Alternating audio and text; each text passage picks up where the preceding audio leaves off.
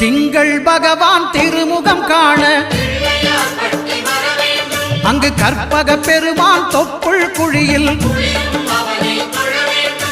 திங்கள் பகவான் திருமுகம் காண அங்கு கற்பக பெருமான் தொப்புள் குழியில்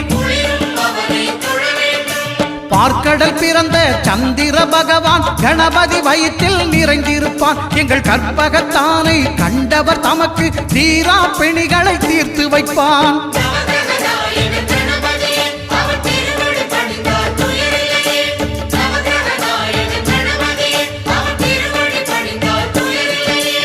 ஒன்பது கோளும் ஒன்றாய் காண